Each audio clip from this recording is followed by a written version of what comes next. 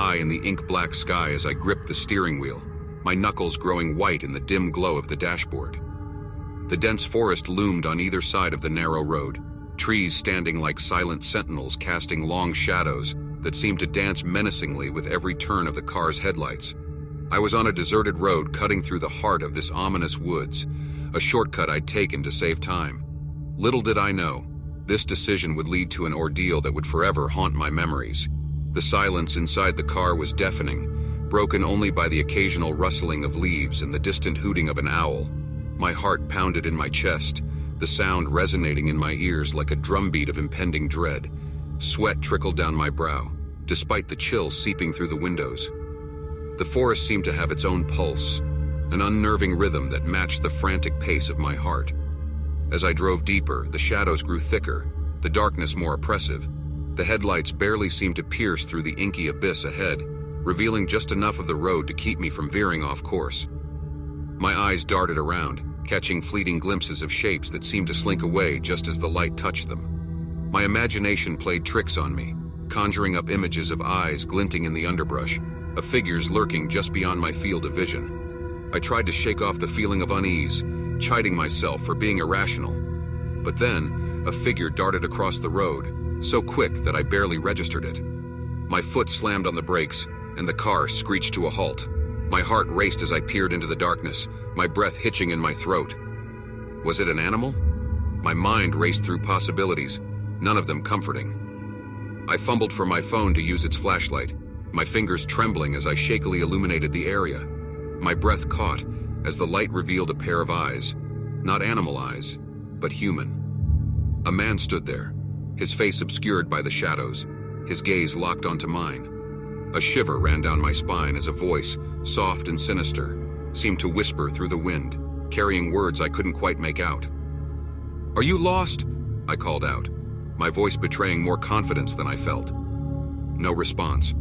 The man remained unmoving, his presence a disquieting enigma. I debated whether to reverse and drive away, but the thought of turning my back on him in this desolate place made my skin crawl. "Can I help you?" sent a chill through me. My heart pounded louder, drowning out the sound of my own breathing. The man's figure began to fade into the darkness, as if he was melding with the shadows themselves. Fear gnawed at my resolve, and I slammed my foot onto the gas pedal, the tires screeching as I sped away from that eerie encounter. My mind raced with questions. Who was that man? And what did he mean by, "You shouldn't be here"? The forest around me seemed to close in, the trees leaning menacingly over the road like gnarled fingers reaching for me. My phone's GPS displayed that the road was winding deeper into the woods, not leading me out as I had hoped. Panic clawed at my chest, but I forced myself to stay focused, to find a way out of this labyrinthine nightmare. But with every turn, the forest seemed to conspire against me, leading me deeper into its clutches. And then, just as suddenly as the forest had swallowed me, the trees thinned and the road widened. The moonlight spilled onto an old, dilapidated cabin off to the side, casting eerie shadows that danced on its weathered walls. My heart sank. I had driven in a circle. The man's words echoed in my mind. "You shouldn't be here." Desperation clawed at my throat as I turned the car around, my tires kicking up gravel as I sped away from the cabin. The forest seemed to close in once more, the shadows lengthening, the night growing darker. My headlights flickered, casting sporadic flashes of light that painted the trees in grotesque forms. And then, a figure stepped onto the road ahead. I slammed on the brakes, the car skidding to a halt just inches from the man's outstretched hand. My breath hitched as I peered at his face, now illuminated by the headlights. It was the same man, but his features were twisted, contorted into a sinister grin. His eyes bore into mine, and this time, his voice was no longer a whisper on the wind. It was a chilling, cacophonous chorus that seemed to emanate from every direction. "You're trapped now." Terror gripped me as I realized there was no escape, no way out of this malevolent forest. My surroundings seemed to shift and twist, the road stretching endlessly ahead. My heart raced, my mind teetering on the edge of madness. As I drove on, I knew I was spiraling into an abyss of darkness from which there was no return.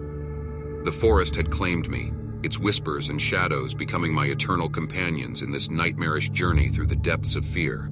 And so, dear viewer, If ever you find yourself tempted by shortcuts through unknown woods on moonless nights, heed my tale as a cautionary whisper, for there are places where shadows gather, and roads that lead not to destinations, but to the depths of your own darkest fears.